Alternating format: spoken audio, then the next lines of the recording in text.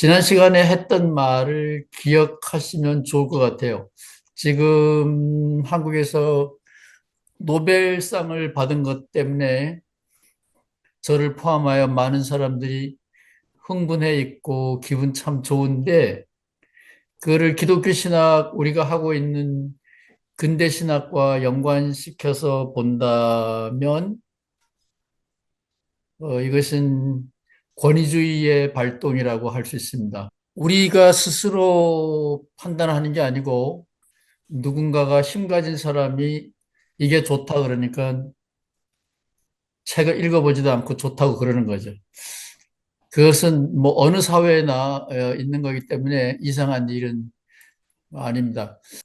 정직한 신앙을 찾기 위하여 애쓰는 사람들이 예수 세미나인데, 그 사람들이 21세기이기 때문에 21개로 논제를 만들었는데, 루터가 95개 조항이라 그러잖아요. 95개 조항 그 다 읽어보면 사실은 한 가지입니다. 고해성사는 엉터리다. 그런 한 가지거든요. 근데 이 예수 세미나 학파들이 한 거 21가지 중에서 여기에 중요한 것만 13개를 뽑아봤습니다. 뭐 여기에 중요한 단어가 다 나오니까 그냥 읽어보시고 상식적으로 알고 있으면 굉장히 좋을 것 같습니다.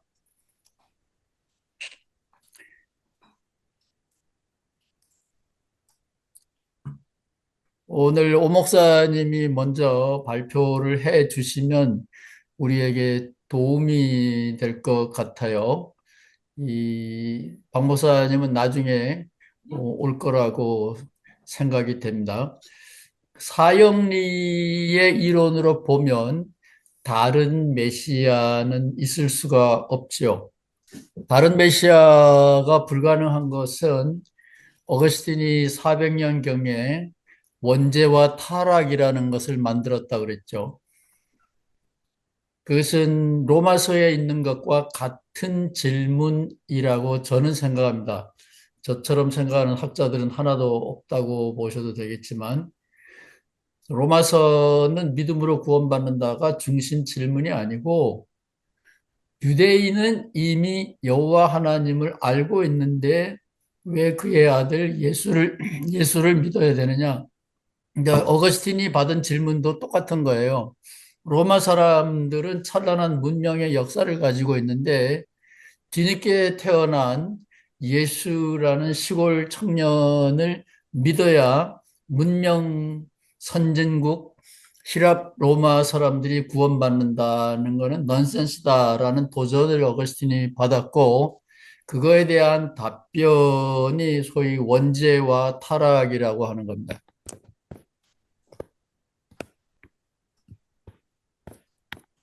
모든 사람은 죽는다. 죄를 졌기 때문에 형벌로서 죽는다. 무슨 죄냐? 혈통을 통하여 처음 죄, 아담의 죄가 우리에게 전달됐다. 그것이 어거스틴이 만든 원죄와 타락 이론인데 유대인들은 이런 헛소리 믿지 않지요. 그 자세한 얘기는 하게 되면 30% 빠지니까 안 하겠어요. 따라서 어거스틴은 이 지구상에 죄 없는 사람은 없다.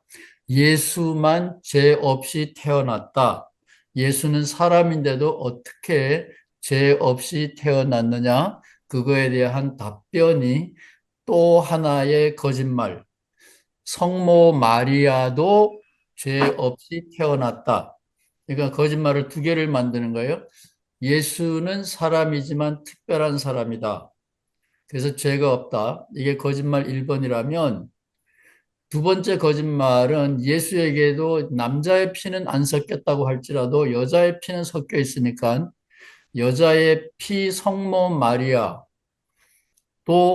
깨끗하다. 그것이 개신교는 잘 모르는데 캐톨릭에서는 성모 무흠수태설. 그래서 동정녀는 그 부모가 하나님의 특별한 보호 때문에 죄 없이 태어났고, 마리아의 피는 예수님이 물려받았지만 깨끗하다.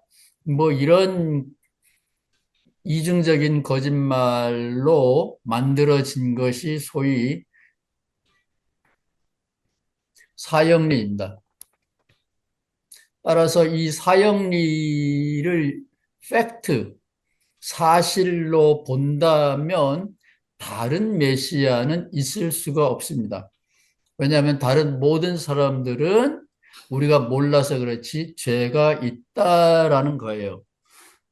제가 보면은 예수님도 죄가 있는 정도가 아니라 많은데, 그러니까 예수도 세례를 받았잖아요.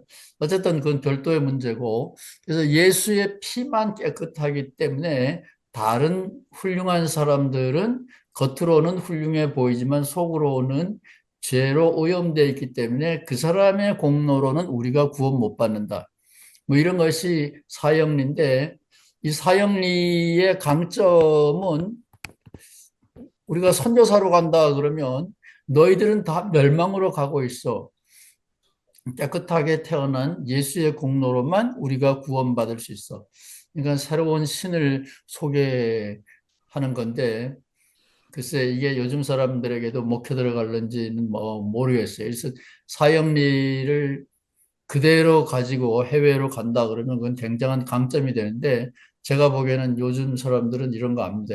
유대인들도 아담의 타락을 안 믿는데 월남 사람들이라든가 캄보디아 사람들이 믿어줄까요? 그거는 아니라고 봅니다. 그러나 한국에서 노벨상을 받았다 그래가지고 전국이 막 떠들썩할 정도로 흥분해 있는 이런 상황, 권위주의 시대, 내가 스스로 판단하는 것이 아니라 누군가가 나를 대신하여 판단해주고 나는 거기에 대해서 확인도 안 하고 따라간다. 뭐 이런 시스템이 우리들에게도 있습니다. 따라서 그건 뭐 이상한 게 아니에요. 그래서 이 사형리 권위주의적인 이런 거짓된 신화 이론 이런 거를 고수한다 그러면 굉장히 편할 것 같아요.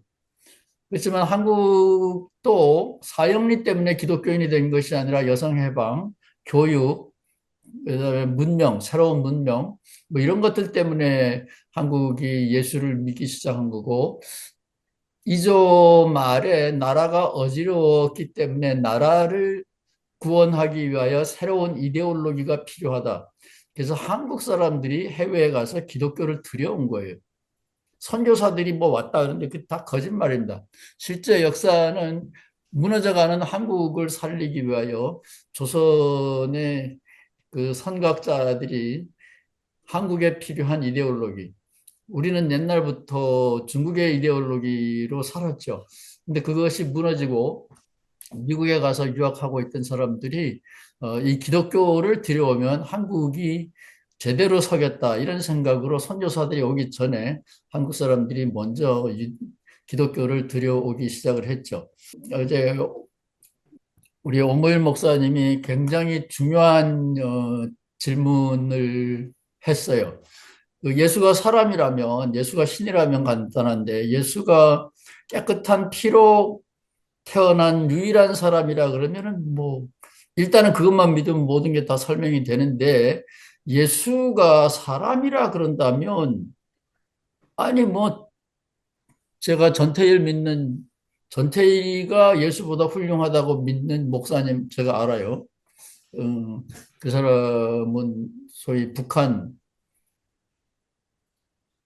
북한을 숭배하는 숨은 숭배자입니다. 그렇지만 겉으로는 목사예요. 뭐 그런 사람도 있습니다. 그러니까 예수보다는 전태일이가 위대하다라고 보는 사람도 물론 많이 있습니다. 근데 오 목사님은 누구를 생각하고 있는지는 모르지만 일반적인 이론이라도 상관이 없어요. 다른 메시아가 있을 수 있다. 예, 다른 메시아 있으면 좋죠. 전 세계의 기독교인들이 다 모여서 벌써 30년도 넘었어요. 개신교인들이 모여가지고 신앙 고백을 하나 하자. 예수는 메시아다라는 신앙 고백을 하자 그랬을 때 중국 쪽에서 온 기독교인들이 그 당시에는 모택동이었어요. 아니, 모택동이가 메시아다 그러면 내가 도장을 찍을 수 있지만 유대인 청년 예수가 아직도 우리들에게 메시아다 그러면 나는 사인 안 한다. 그래서 못했습니다. 근데 만약에 다른 메시아가 있다. 예, 오 목사님 생각하고 있는 사람이 있을지 몰라요. 그러면 우리가 개종해야죠. 어, 차영숙 목사님 사실은 굉장히 위험한 데로 가잖아요. 캄보디아로 가는데 거기서 훌륭한 메시아 만나면 개종할 수도 있어요. 제가 불교 공부를 한국에서 조금은 강의를 들었는데 그 한국 불교를 한글화하자. 불교의 경전을 한글로 번역하는데 큰 공헌을 세운 이기영 교수라는 분이 있는데 이분이 캐톨릭에서 학자로 육성시키기 위하여 서양에다가 불교를 공부하라고 보낸 거예요. 근데 불교를 공부하다 보니까 불교가 너무 좋아가지고 개종해 버렸습니다. 그러니까 차 목사님이 지금 캄보디아 사람들에게 무슨 보따리를 가지고 가시는지는 모르지만 거기에서 메시아를 만날 수도 있습니다. 남들이, 그 사람들이 이미 잘 살고 있는데 누가 됐든지 그 사람들이 우리가 선물하는 예수를 받아들이기를 원한다. 그러면서 나는 그 사람들의 메시아를 눈여겨보지 않는다. 그리고 정직하지 않은 거죠. 어떻게 생각하세요? 오 목사님, 예, 누구를 생각하는지 이 시간에 우리를 잘 설득시키면 우리가 예수보다 더 훌륭한 선생님을 만나면 개종할 좀, 수도 있습니다. 전도 좀 해보세요. 좀 제가 말씀드린 걸 좀 약간 잘못 이해하신 것 같아서 좀 수정해서 글이라 그런지 근데 저는 이제 인간 누구가 메시아를 대신한다 그게 이제 제가 했던 질문의 핵심이 아니고요. 우리가 역사적인 예수를 추적한다고 했을 때 보통은 이제 교리적 그리스도와 다른 실존적 인물에 대한 추적이라고 저는 생각을 하거든요. 예. 그렇다고 한다면 그 교리적 예수가 아닌 실존적 인물이 다른 인물들과 차별화되는 부분이 뭐냐가 제 질문의 핵심이에요. 그러니까 전에도 제가 비슷한 질문을 한번 그 드렸던 적이 답은 있어요. 사형리밖에 없어요. 사형리밖에 없다고 제가 이제 사형리 얘기가 또 이렇게 나오니까 그것도 좀 약간 좀 옆으로 갔다라는 생각이 드는 게 뭐냐면, 제가 이제 그 인간 예수라는 걸 반대하는 것이 아니고, 과연 그렇게 예수의 실존 인물로서 예수를 우리가 작업을 한다면, 어떤 점 때문에 그렇게 접근할 수 있는가라는 거죠. 가령 예를 들어서 뭐 소외되고 가난한 사람들의 친구 혹은 뭐 갈릴리라는 공간 뭐 이런 말을 우리가 보통 많이 하지만 그런 프레임에 있는 인간 예수를 추적하는 것인지 아니면 뭐 다른 어떤 게 있는 것인지 제가 가장 이제 궁금해했던 것 중에 하나예요. 근데 전에 교수님께서 이제 그것에 대해서 어떻게 답을 하셨냐면 예수는 어떤 진영의 논리에서도 자유로웠다는 걸 한번 말씀하셨어요. 이쪽도 아니고 저쪽도 아닌 가운데에 서가지고 사랑을 실천했다는 그런 얘기를 한번 하신 적이 있거든요. 전 강의에서요. 근데 제가 이제 그것에 대해서 계속해서 스스로 질문을 했던 게 뭐냐면 예수 역시 진영의 논리에서 빠져나오지 못했다고 생각을 해요. 저는 성경을 보면은요. 예수 역시 바리새인을 향해서 그렇게 독설을 하고 그랬는데 어떻게 해서 예수가 바리새인의 친구가 될 수 있겠어요? 그렇게 따진다면 이 인간의 몸으로 태어난 사람 중에서 진영의 논리에서 자유로운 사람은 없다라는 것이 제 생각이거든요. 그래서 저는 이제 사형리 뭐 그런 걸 떠나서 우리가 1000년 이상의 기독교에서 역사적인 예수보다는 신의 아들, 전능하신 신의 아들을 예수로 아까 금방 교수님 말씀하신 그 사형리 안에 있는지는 모르겠지만 그걸 추적했던 이유가 뭐냐면 그 부분을 빼버리고 인간 예수를 추적했을 때 예수와 비슷하게 살았던 사람들이 너무너무 많은 거죠. 너무너무 많고 어떤 면에서 보면 그 부분만 놓고 보면 사복음서 정도보다도 훨씬 더 많은 분량의 자료가 있고 훨씬 더 그거에 많은 전기들이 있기 때문에 예를 들어서 사실 예수와 테레사를 비교했다고 가정을 해봅시다, 목사님. 그러면 테레사와 예수를 놓고 봤을 때 누구의 전기가 더 많겠어요? 겨우 사복음서 정도 가지고 테레사를 이길 수 없다라는 거죠. 전태일도 마찬가지고요. 그다음에 체 게바라도 마찬가지고. 그렇기 때문에 역사적인 예술을 추적하는 사람들의 저희가 과연 무엇인가가 제가 좀 궁금해서 그렇게 질문을 드렸던 거죠. 사형리 뭐 그런 거는 제가 그게 뭐 크게 관심 없고요, 별로. 그거하고 이 질문하고 좀 다른 얘기인 것 같아요. 그럼 오 그러니까는 목사님은 왜 예수 믿으세요? 그러니까 제가 이제 예술을 믿는 건 개인적인 제 개인적인 저의 차원이잖아요. 이건 뭐 보편적인 차원이 아니기 때문에 다 그건 개인이 다르잖아요. 이렇게 왜 믿느냐, 예수가 누구냐고 했을 때 우리의 대답이 다 틀리듯이 제가 고백하는 예수는 지금 제가 드리는 질문과는 다른 어떤 제 개인적인 예수일 수 있겠죠. 그러나 저는 이제 신학적인 보편적인 질문을 드리는 거죠. 그러니까 쉽게 말해 초자연적인 신성을 빼버렸을 때 예수가 과연 우리에게 줄 수 있는 메시지가 뭐냐라는 거예요. 그게 궁금해서 제가 이제 말씀을 드리는 거죠. 예, 아니, 지금 굉장히 중요한 질문을 계속 하고 있는데 예, 그게 얼마나 중요한 질문인지를 본인이 잘 몰라서 제가 자꾸 묻는 거예요. 왜냐하면 우리는 권위주의 시대를 못 벗어났습니다. 권위주의 시대의 사고방식은 어거스틴에게 멈춰 있어요. 400년.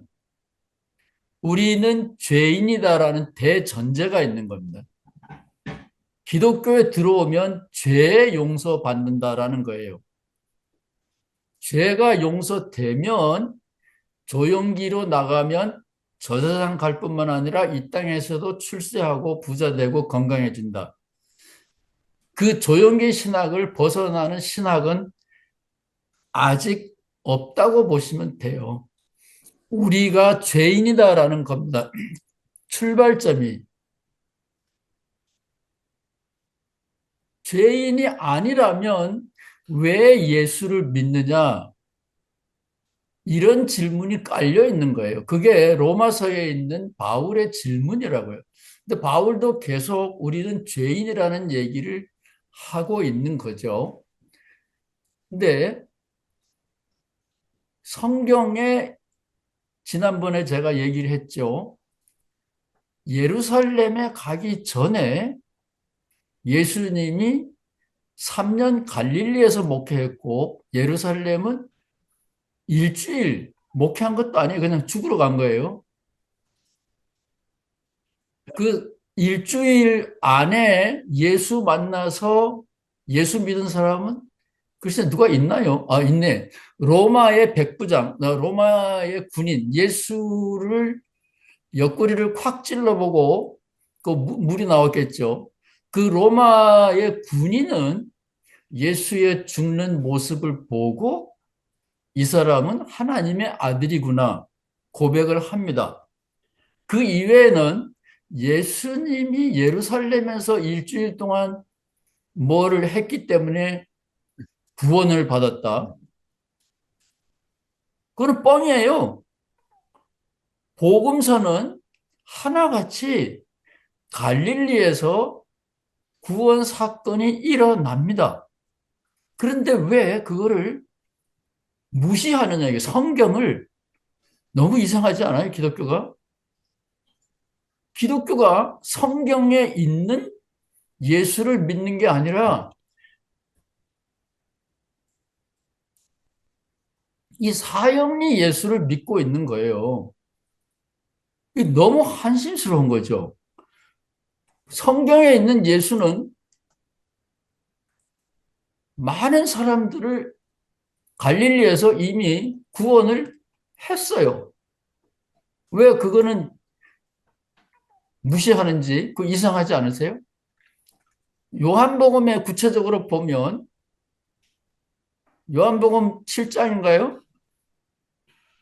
나는 메시아가 누군지는 모르지만 내가 알고 예수님이 장님을 눈을 뜨게 한 거예요. 메시아가 온다고 할지라도 이 예수보다 더 위대한 일을 할 수는 없다고 생각한다. 그래서 나는 믿는다. 예루살렘에서 일어난 일이 아니에요. 어떻게 생각하세요? 오 목사님. 그거 성경에 근데 있는데 이게 가짜 같아요? 아니, 근데 그 당시에는요, 의료가 발달하지 않았다는 거죠. 그래서 어떤 그 병을 고친다는 행위 자체가 상당히 초자연적인 어떤 그 주술적인 부분도 상당히 있거든요. 어찌 보면 21세기로 그걸 끌어왔을 때는 얘기가 달라지는 거죠. 지금은 나을 수 있는 병이 그때는 못 낫고 그러지 않았습니까? 그러다 보니까 그렇게 고백했을 수도 있죠. 성경이 쓰여진 시대와 지금 시대는 시간적인 거리적인 공간감이 있기 때문에 그때 했던 이적 행위가 반드시 그 당시 사람들에게는 그게 구원일 수 있지만 영원 불변하다고는 말할 수 없는 거고요. 지금 교수님 말씀 이렇게 제가 좀 이렇게 들으면서 느낀 게 뭐냐면 그렇다면 인간의 구원이라는 것은 예수가 아니어도 얼마든지 다른 매체나 사람을 통해서도 이루어질 수 있는 건가요? 꼭 물론 예수만 일어나죠. 아, 그래요? 그러면 아까 교수님께서 이제 뭐 권위주의라고 비판하셨던 한강의 소설이나 뭐 그런 걸 읽고도 자기 스스로 구원의 체험을 할 수도 있다라는 그런 말씀이신가요? 예를 들어서요. 물론이죠. 아, 그렇다면 종교라는 걸 굳이 갖다 붙이지 않아도 되는 거지 않습니까? 기독교가 어떤 종교가 될 필요가 없는 거잖아요. 스스로 주체적으로 알아서 판단해가지고 아니, 스스로의 얘기가 외자를 너무 많이 가지면 되는 나가지 말고 갈릴리에서 예수님이 사람들을 구원했어요. 그거는 거짓말인가요? 그거는 이렇게 옛날 이야기이기 때문에 구체적으로 영원 불변하지 않은 일시적인 그 당시 공간 속에서 이루어졌던 행위라는 거죠. 제가 이제 읽고 느꼈을 때는 그것이 모든 시대 영원 불변한 행위는 아니라는 거죠. 적어도. 아니 그러니까 그러면은 예루살렘에서 일주일 동안 우리 죄를 대신하여 십자가를 졌다. 이거는 영원 불변하는 거예요? 아니요, 아니요. 저는 지금 예루살렘을 얘기하는 것이 아니고요. 그러면 아니고 기독교는 뭐예요? 정답은 없어요. 걱정하지 말고 그냥 내가 알고 있는 얘기를 하시면 돼요. 그럼 오 목사님은 기독교가 뭐예요? 저는 이제 어떻게 보면 이제 제 생각은 그렇습니다. 그러니까 인간의 죽음의 문제가 없다면 종교라는 게 의미가 없어요. 사실 어떻게 보면. 그렇잖아요. 내가 누구를 본받으면서 살든 본받지 않으면서 살든 죽으면 끝난다는 것이 전제가 된다면 종교라는 것은 더 이상 의미가 없는 거죠. 그런데 어떤 종교든지 죽음 앞에 자유롭지 못하기 때문에 종교가 생긴 거예요. 사실 어떻게 보면. 인간의 그렇게 연약함. 생각하세요? 그렇죠. 종교가 만약 그러면 우리가 좋아요. 죽으면 끝난다 굉장히 그러면 중요한 종교가 중요한 이야기를 지금 굉장히 자꾸 꺼내고 있거든요. 그게 뭐냐 하면 구약 성경, 구약 성경도 읽지요. 구약 성경은 죽음의 문제를 다루지 않아요. 그럼 구약 성경은 말짱 껍데기입니까? 그것도 아까 제가 말씀드린 시간적인 거리감과 공간적인 거리감의 문제예요. 그러니까 그러면 죽음이라는 좋아요, 좋아요, 것이 좋아요. 근대화 아니 얘기 들어보세요. 예, 예. 구약과 신약이 400년 간격이 있어요. 구약은 죽음이 문제가 되지 않아요. 그걸 받아들인다고요? 신약은 구약보다 350년 내지 400년 후에 태어났어요. 죽음을 그때부터 문제로 삼는 거예요. 그럼 구약은 말짱 종교적인 의미가 없는 껍데기인가요?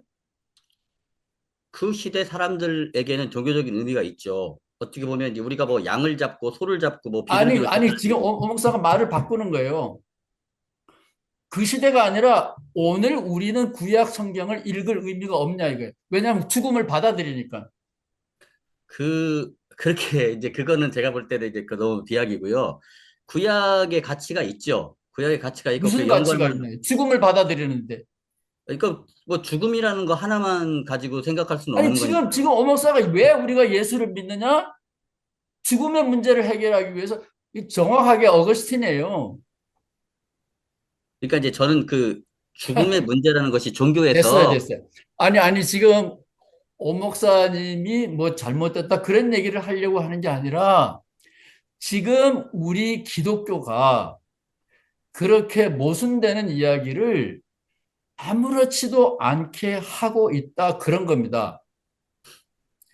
구약에 하나님이 아브라함에게 나타나는 것은 창세기 12장이에요. 하나님이 자기 신도가 한 사람도 없었습니다. 구약의 시대는 신들이 70신들이 있었어요. 70이라는 말은 매경에 하나 있고 우리가 가지는 성경에는 없는데, 근데 여호와는 자기 백성이 하나도 없기 때문에 하나님이 아브라함한테 와가지고 제발 내 신도가 되라고 유혹을 하는데, 아브라함은 우리가 아는 대로 신들을 만드는 신상, 그 아버지 때로부터 그런 직업이었기 때문에 신들은 필요하면 사람이 만드는 거예요. 신은 별거 아니에요. 그래서 하나님 야훼가 아브라함을 유혹하려고 그러는데 안 되는 거예요. 그래서 17장에 가면 여호와가 마지막으로 땅도 주고 권세도 주고 뭐 자녀도 준다. 플러스 고종명이라고 그러죠. 이게 중국의 오복. 편안하게 죽게 해주마. 그거를 약속했을 때 아브라함이 좋다. 그러고 둘이서 계약이 이루어지는 거예요. 성경을 제대로 읽으셔야 돼요.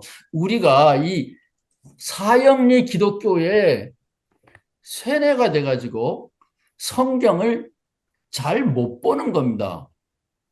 저는 유대인하고 성경을 큰 그림을 읽었기 때문에 기독교인들만 성경을 보는 게 아니라 원래 성경, 구약 성경은 유대인들이 썼잖아요. 그래서 유대인들이 훨씬 더 성경을 잘 이해를 합니다. 그래서 죽음의 문제 때문에 기독교가 힘을 떨친다. 예수의 십자가 보혈이 뭐 의미가 있다. 어거스틴이 이거 만들었는데 어거스틴의 글에 보면 이런 질문이 나와요. 야, 원숭이나 코끼리는 때가 되면 죽는다. 모기와 파리나 잠자리도 때가 되면 죽는다. 죽음이 무슨 형벌이냐. 생명의 기본 질서다. 근데 내가 사람으로 태어난 게 만물의 영장이고 자랑스러운 게 아니고 기분 나쁜 저주냐? 참새가 죽을 때는 때가 돼서 죽는 거고 사람이 죽는 거는 내가 알지도 못하는 조상 때문에 형벌 받아서 죽는 거. 그 말이 되냐? 어거스틴이 자기 글에 직접 나와요. 이거는 말이 안 되는 이야기입니다. 근데 이런 것이 대안이 없기 때문에 신학교에서는 그냥 이것이 정답이라고 계속 가르쳐 온 거예요. 따라서 이 사형리의 기독교는 넌센스고 성경에도 안 맞는 거예요. 원래 이야기로 돌아가서 예수님이 십자가를 지고 돌아가시기 전에 많은 구원의 사건이 일어났습니다. 제가 관심 갖고 있는 핵심은 예수의 이야기가 지금도 사람들에게 그런 변화를 준다라고 하는 거예요. 제 이야기의 핵심은 그겁니다. 그런데 만약에 이기영 선생처럼 예수 이야기가 아니라 집착하지 말아라. 집착하는 것은 다 허상이다. 라는 부처님의 가르침 때문에 내가 죽음에 대한 두려움을 극복할 수 있었다. 그러면 못 말리는 거예요. 기독교를 충분히 잘 알지만 모든 집착에서부터 벗어나라고 가르치는 불교의 교리가 어떤 사람에게는 구원이라고 해요. 너의 구원은 틀렸다. 그러면 그거는 대화가 안 되죠. 그런 사람에게 내가 예수를 만나서 얻은 것은 이런 거다.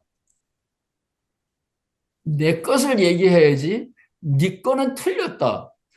그 사람은 코스모스가 좋다는데 장미가 좋다. 자꾸 그러면 나는 장미과고 상대방은 그냥 코스모스 좋아하는 거예요.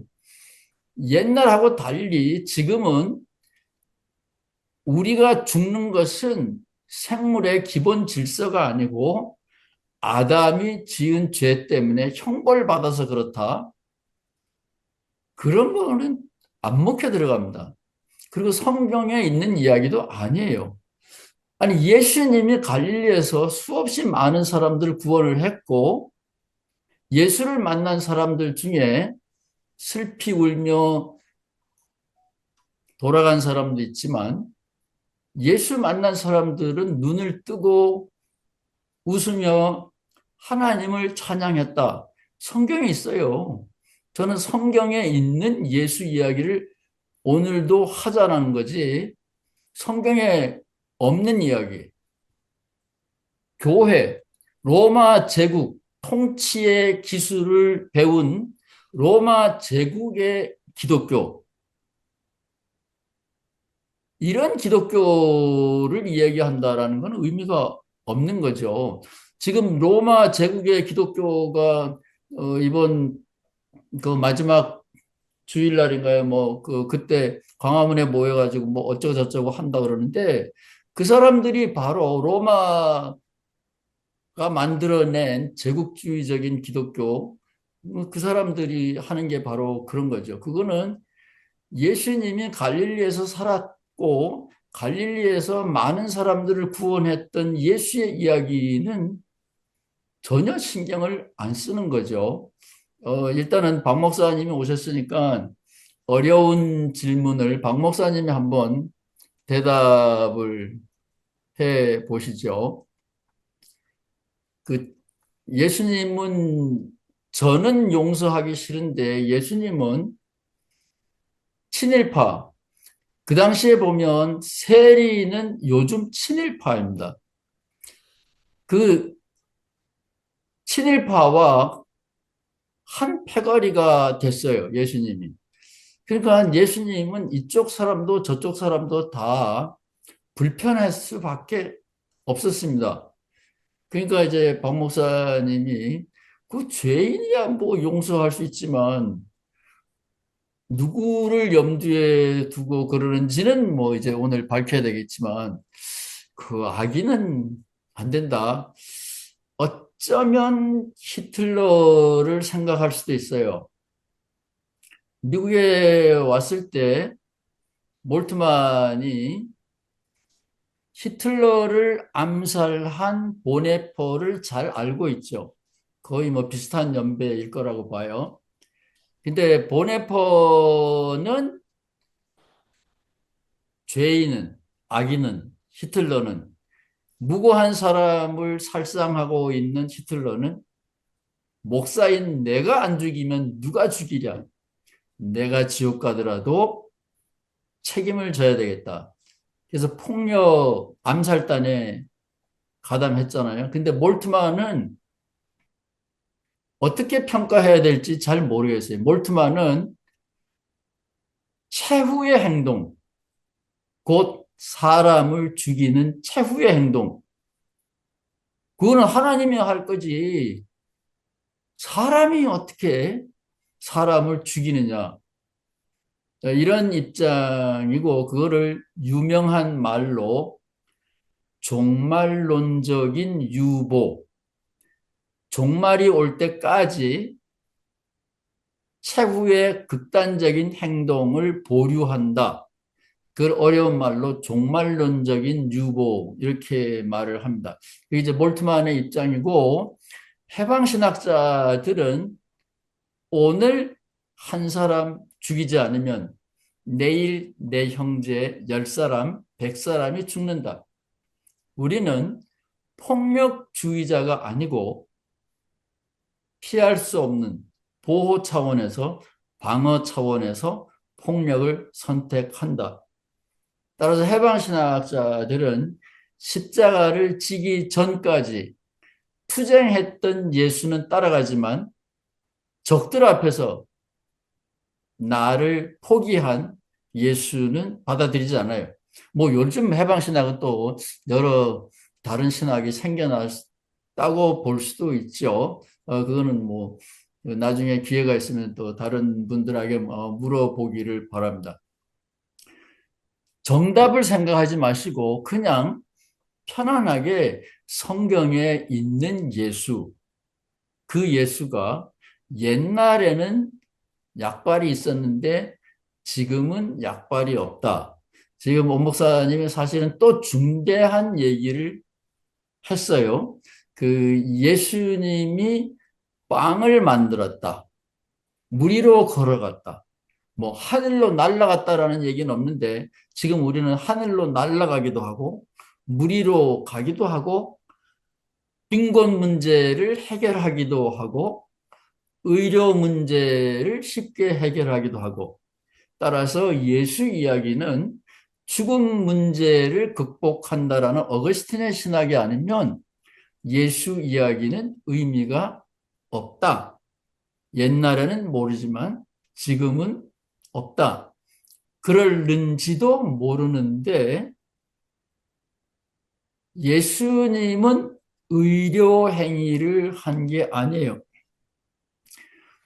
제가 언제 얘기했는지 모르지만 제가 신학교 4년, 우리는 학부 때부터 신학교를 다녔습니다. 그래서 학부 4년 동안에 기숙사 바로 앞에 있는 조영기 목사님, 그 당시에는 조영기 목사님 서대문에 있었어요. 서대문에 가서 조영기 목사님의 수요일 집회를 거의 빠짐없이 4년 동안 참여했습니다. 따라서 조영기 목사님이 뭘 하는지 잘 알고 있는데 조영기 목사님은 다음 주에는 코로나 환자들 오십시오. 그 다음 주에는 신경통 환자들 오십시오. 이렇게 광고를 해요. 그러면 그게 해당하는 환자들이 와가지고 열심히 기도하고 강대상에 올라와 가지고 안수기도 받고 그 다음 주쯤 되면은 또 간증하죠. 이제 나았다고. 이래 가지고 조영기 목사님의 교회가 급성장을 하게 됐죠. 근데 저도 그런 교회, 치유의 은사, 그런 교회에서 자라났기 때문에 그거는 저한테는 익숙한 거예요. 그러나 성경을 그렇게 이해한다라는 거는 그거는 엉터리입니다. 병을 고치고 사람을 돌보는 거는 언제나 어느 때나 해야 되는데 미리 예고를 해가지고 환자들을 무더기로 고친다. 그거는 요즘 말로 하면 무면허 의료 행위입니다. 예수님은 의료 행위를 한 게 아니고 신명기 28장이라는 그 당시에 철학이 있어요. 가난한 사람, 장애인은 신의 저주를 받은 겁니다. 하나님의 말씀을 잘 지키는 사람은 조영기 목사님 말한 대로 들어가도 복을 받고 나가도 복을 받고 광주리가 차고 넘치도록 복을 받는다. 조영기 목사님의 신학이 새로운 것이 아니라 신명기에 나와 있는 축복 신학입니다. 근데 예수님은 그거에 대해서 공개적으로 엿먹어라 라고 한 거죠. 그래서 장님을 고쳤다라는 것은 안과 의사 의료 행위를 한 게 아니라 장님은 신의 저주를 받은 거다. 그래서 복음서에도 보면 누구 죄냐? 얘는 태어날 때부터 장님인데 그러니까 예수님이 엿먹어라 그런 생각 집어쳐라. 그러니까 예수님이 죽을 수밖에 없는 거죠. 따라서 예수님은 의료 행위를 하신 게 아니에요. 예수님은 뭐 문둥이 10명 한꺼번에 고쳤나? 뭐 그런 거 몇 가지 사례 이외에는 예수님은 그렇게 무더기로 병 고친 적이 없어요. 전부 다 주로 안식일, 전부 다는 아닌데 주로 안식일 날 고쳤고 그것은 예수님이 신학적인 이데올로기 투쟁이었습니다. 구약 성서 신명기의 신에 대하여 예수님은 정면으로 엿먹어라. 그런 거죠. 그러니까 예수님은 죽을 수밖에 없었고 그래서 예수님이 장님을 고쳐줬다라는 것은 내가 저주받은 인간인 줄 알았는데 나도 하나님의 사랑을 받고 있구나. 그래서 그거를 보고 구경하는 사람들이 예수님을 찬양하는 것이 아니라 하나님을 찬양하고 돌아가요. 그러니까 예수의 하나님을 찬양하는 거죠. 하나님을 다시 발견하는 겁니다. 그러니까 예수가 주는 게 아니라 그 시대의 신명기에 짓눌려 살던 유대인들이 눈이 번쩍 뜨여진 거죠. 뭐 그거는 뭐 성서학자들한테 나중에 다시 듣기를 바라고 그래서 학자들은 예수의 이야기에 정확한 그림을 그리고 싶어가지고 복음서가 서로 다르니까 못 그리겠다 이런 건데 저는 학자들은 엉뚱한 것을 찾고 있었다. 저는 그렇게 말하고 싶고 복음서에 나와 있는 이야기, 도마복음서와 우리 사복음서의 중요한 차이는 십자가와 부활이 있느냐 없느냐. 이게 굉장히 중요한 겁니다. 그러니까 여러분도 십자가와 부활은 예루살렘 사건이잖아요. 예루살렘 사건이 없으면 예수는 껍데기다. 어거스틴은 그렇게 가르친 거예요. 안셀림도 그렇게 배운 거예요. 그렇게 배우고 그렇게 가르쳤습니다. 그런 기독교는 복음서에 있는 갈릴리 예수하고는 상반되는 거예요. 예루살렘에서 일주일 사건이 없더라도 극단적으로 말하면 부처님은 80세까지 사셨습니다. 부처님이 마지막에는 이질, 설사 뭐 그런 걸로 세상을 떠났는데 오랫동안 금식 기도하고 있다가 뜨거운 여름날 그 신도가 끓여주는 돼지고기 죽을 드시고 세상을 떠난 거예요. 그래서 불교 책에 보면 신도의 마음을 괴롭히지 않으려고 죽을 줄 알면서도 드셨다. 뭐 이런데 그건 다 헛소리고 기독교와는 달리 불교에서는 부처님의 역사적인 인간성에 대하여 관심이 없습니다. 불교에서는 부처님의 가르침, 그거를 다르마라 그래요. 법. 거기에만 관심이 있습니다. 근데 저는 그래도 기독교가 좋은 게 해탈했다. 불교의 핵심은 그거잖아요. 해탈. 해탈이라는 단어는 쉬운데 사람이 해탈을 하게 되면 어떻게 사나? 바울이나 예수의 생애가 없다면 저는 해탈이라는 단어의 의미를 모를 것 같아요. 그런데 바울이나 예수를 보면 야, 그 해탈이라는 단어를 불교에서 가져와 가지고 해탈한 사람은 이렇게 사는 거야. 저는 감히 그렇게 설명하고 싶어요. 그래서 추상적인 진리가 아니라 구체적인 진리를 사람들이 어떻게 살아내느냐, 그런 사례 모음이 복음서이기 때문에 저는 역사 과학자들이 정확한 사진과 같은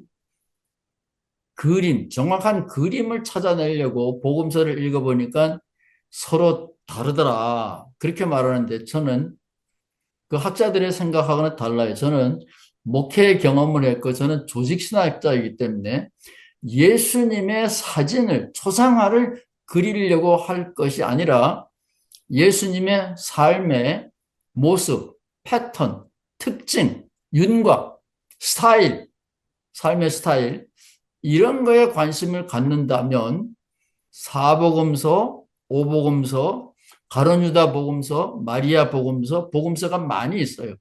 이런 복음서들이 다 우리가 찾고 있는 예수를 풍성하게 해주는 좋은 자료라고 보기 때문에 저는 예수님이 지금도 우리의 메시아라고 보고 중요한 점은 성경에 있는 예수님의 이야기,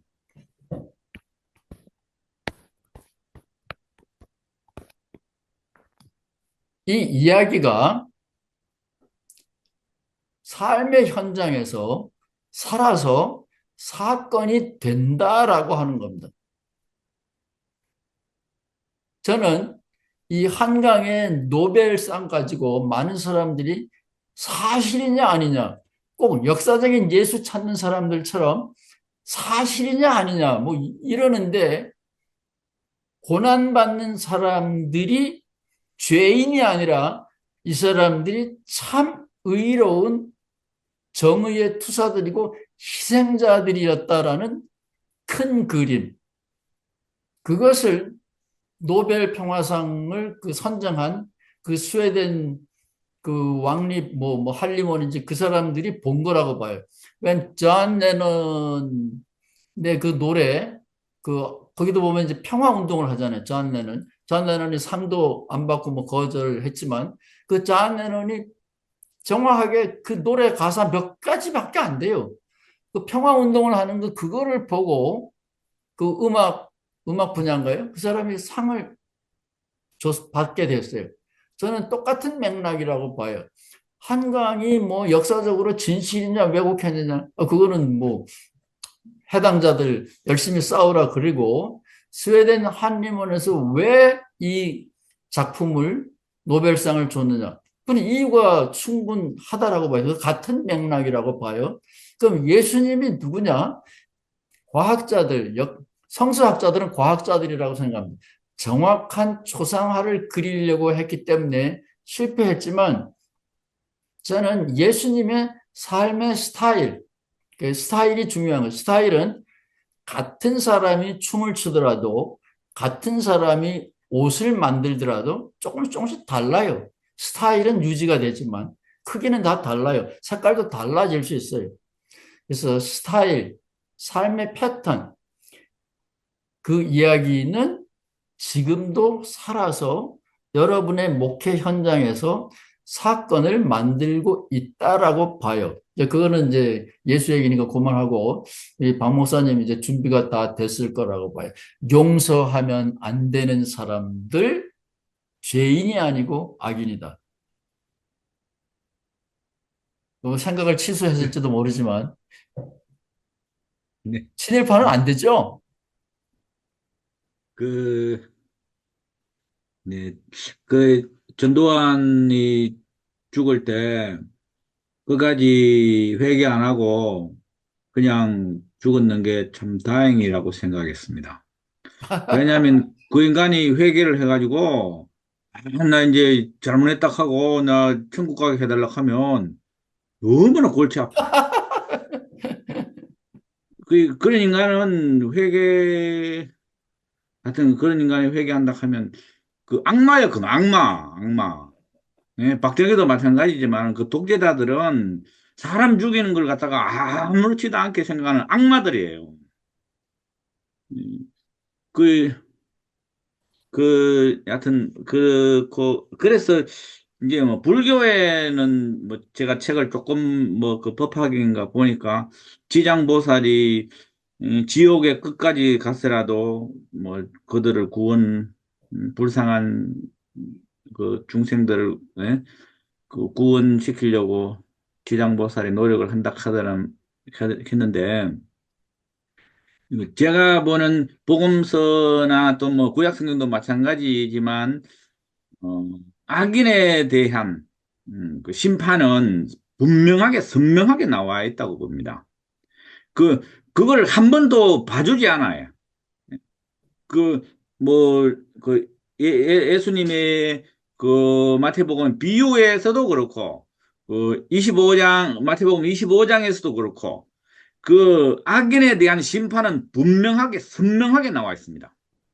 그런데 그거를 지금 뭐 사랑의 예수님이니까 뭐 다 봐줄 거라고 저는 뭐 별로 그렇게 생각이 안 들고 특히 이 가룟 유다라 하는 이 뭐 배신자가 한 명 있었는데 그러면 그 교회 공동체 속에서 가룟 유다는 영원히 매장시켜 버렸다니까요. 실제로는 가룟 유다는 미안하고 잘못했다고 깨닫고 목매달아 죽은 거잖아요. 에? 그럼 회개한 거라고 따지고 보면 가룟 유다는 진짜 뭐 자기가 죽인 것도 아니라니까. 에? 그냥 회개했다니까. 회개하고 죽었다니까. 사실은 가룟 유다는 내가 잘못했다고 죽은 거잖아. 그럼 가룟 유다는 봐줘야 될 거 아니야.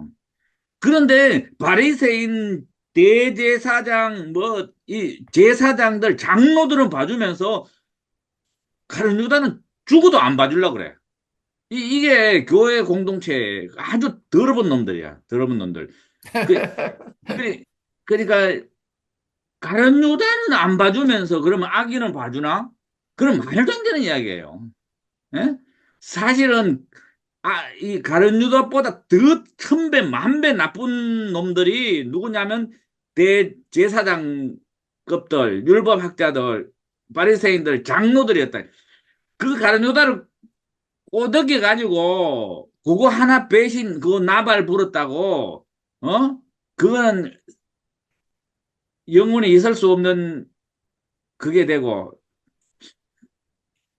그게 목사님 생각을 제가 임의로 정리하면 악인과 죄인의 차이에 역점이 있는 게 아니고 회개한 자기의 잘못을 인정하고 회개한 반성한 사람은 용서해 주자.